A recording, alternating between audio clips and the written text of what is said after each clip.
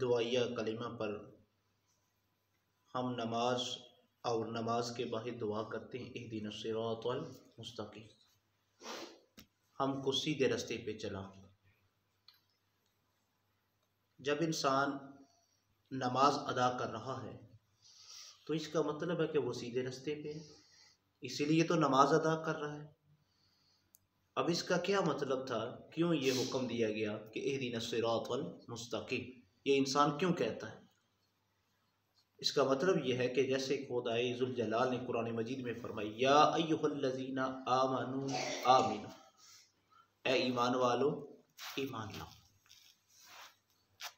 اب یہ بات سمجھ میں نہیں آ رہی کہ مالک تو کہتا ہے ایمان والوں کو کہ ایمان لاؤ، جو پہلے ایمان لا چکے ان کو ایمان کی دعوت کیوں دے رہا؟ رب کہتا ہے وہ ایمان لاؤ جیسا ابوبکر صدیق ایمان لے کر آئے، جیسے صحابہ کرام ایمان لے کر آئے ایسا ایمان لے کر آؤ۔ اب اہدنا الصراط المستقیم اسی طرح یوں سمجھیں، انسان نماز کے اندر بھی اس لیے کہتا ہے کہ اللہ مجھے صراط مستقیم پہ ہمیشہ ثابت قدمی رکھا، سبحان اللہ، کیونکہ یہ وہ رستہ ہے کہ جس میں بہت سی مشقت ہے۔ یا ایھا الانسان انک قادح الی ربک قدحا فملاق، اے انسان یہ رستہ جو ہے بڑی مشقت والا ہے، اس رستے کے اندر جب تو چلے گا صراط مستقیم پہ چلے گا، جس طرح کہ حضور نبی علیہ الصلوۃ والسلام نے اپنی پیاری بیٹی سیدہ فاطمہ الزہرا سے کہا، بیٹا فاطمہ تو محمد کی بیٹی ہے، لیکن یاد رکھنا یہ طوفان، یہ اندھیری، اس سے تیز رفتار، یہ طوفان کی کتنی رفتار ہوتی ہے؟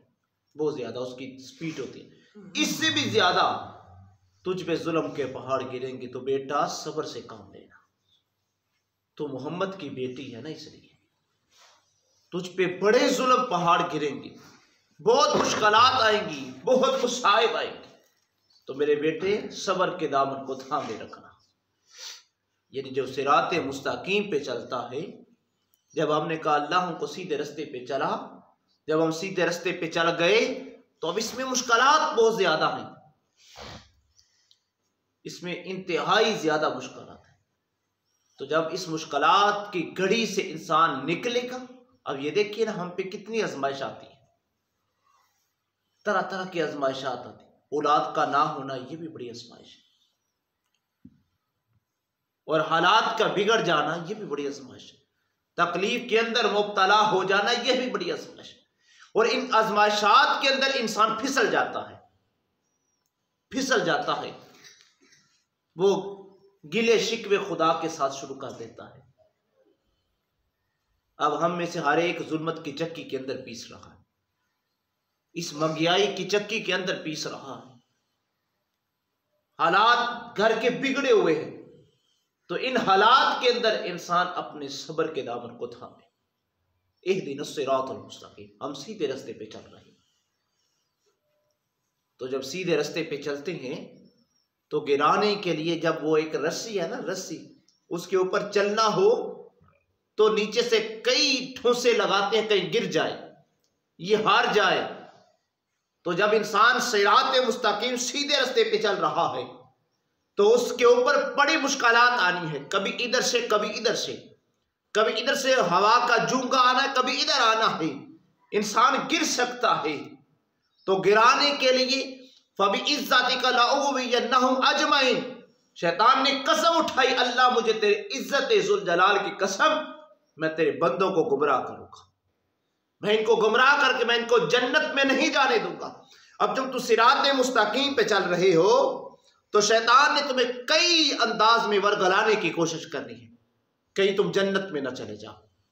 تو یاد رکھیے صراط مستقیم، اس میں مشکلات ضرور ہیں، لیکن مشکلات کے بعد جو انعام ملنے والا ہے نا، وہ بھی بہت بڑا انعام ہے، وہ جنت کا انعام جس میں باغات ہیں، جس کے اندر نہریں ہیں، جس کے اندر ہر قسم کے میوجات، جس میں سکون ہے، جس میں موت ہی نہیں ہے، زندگی ہے، وہ جنت ملنے والی۔ لیکن اس مشکلات کو ذرا جب آپ نے اہدنا الصراط المستقیم پہ چل پڑے ہیں، صراط مستقیم کا رستہ آپ نے متعین کر لیا ہے، تو اب کچھ نہ کچھ مشکلات آئیں گی۔ اگر امام الانبیاء پہ آ سکتی، حضور پہ کتنے مشکلات؟ اب یہ ذرا دیکھیے تو صحیح، کتنے انبیاء کرام آئے، ان پہ کیا مشکلات نہیں آئی؟ کیسی کیسی مشکلات آئی تھی۔ حضرت ابراہیم کا نمرود کے ساتھ مقابلہ ہوا، حضرت موسیٰ کا فرعون کے ساتھ ہوا۔ بتائیے کس پیغمبر کا حضرت یوسف کا زلیخا کے ساتھ، اس مصر کے لوگوں کے ساتھ کس انداز میں مقابلہ ہوا؟ کس پیغمبر، کس نبی کا مقابلہ نہیں ہوا ہے؟ فرعونیت کے ساتھ مقابلہ، نمرودیت کے ساتھ ڈٹے رہے، لیکن اپنے رستے سے مستقیم سیدھے رستے کو چھوڑا۔ تو بتائیے عزیزان گرامی، اگر وہ انبیاء کرام کی جماعت ہو، وہ صحابہ کی جماعت ہو، ان پہ اتنے مشکلات آئیں، اس میں تو ہم پہ کوئی مشکل نہیں ہے۔ آخری بات سماعت فرمائی، حضور پر یہ مشکل، حضور نے پتے کھا کے گزارا کیا، چمڑا کھا کے، یہ چمڑا جو ہے نا، اس کو پانی میں بہو کر چبا چبا کے کھایا ہے۔ کہ ہم پہ ایسا مشکل کا وقت آیا؟ زندگی میں کبھی ایسا ہوا کہ ہم نے درخت کے پتے کھائے ہوں؟ یار ہمیں 2 ٹائم نہیں تو 1 ٹائم کا کھانا تو مل ہی جاتا ہے، چاہے کتنی بھی مشکلات ہوں، چاہے کتنا بھی ہو، حالات کتنے بھی بگڑ جائیں، معاملہ کہیں کا کہیں چلا جائے، لیکن پھر بھی روٹی کا لقمہ جو ہے وہ مل جاتا ہے۔ میرے مصطفیٰ پہ تو اتنے مشکلات آئی تھی، وہ صراط مستقیم پہ ڈٹے۔ تو ہمیں بھی یہ پیغام ہے، ہمیں بھی یہ درس ہے کہ اگر مشکلات آئے جائیں تو پھسل نہیں جانا، بلکہ اس کے ساتھ زیادہ وابستگی اختیار کرنی۔ اگر زیادہ وابستگی اختیار کریں گے تو پھر اس آزمائش کے گزرنے کے بعد تم پہ جو انعام ہوگا، پھر وہ دیکھنا اللہ کتنے انعام۔ اہدنا الصراط المستقیم، ہم کو سیدھے رستے پہ چلا۔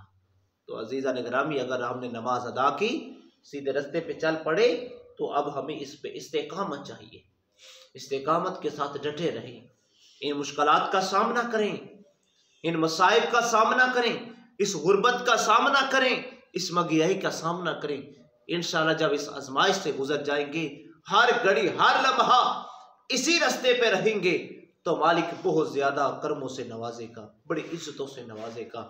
بس ذرا صبر سے کام لیں تو انشاءاللہ وہ مالک کے رحمت کے دروازے کھلے ہیں۔ اس کے گھر میں، وہ کیا کہتے ہیں، پنجابی کا مقولہ ہے کہ اس کے گھر میں اندھیر نہیں، دیر ضرور ہے۔ تو انشاءاللہ وہ مالک عطا کرے گا۔ اہدنا الصراط المستقیم، ہم کو سیدھے رستے پہ چلا، ہم سیدھے رستے پہ الحمدللہ چل گئے ہیں، بس ذرا تھوڑی سی دیر ہے تو انشاءاللہ اپنی منزل کو پہنچ پائیں گے۔ تو ہماری منزل کیا ہے؟ ہماری منزل جنت ہے۔ اللہ ہم سب کو آخری وقت کلمہ نصیب فرمائے اور جنت الفردوس نصیب فرمائے۔ آخر دعوانا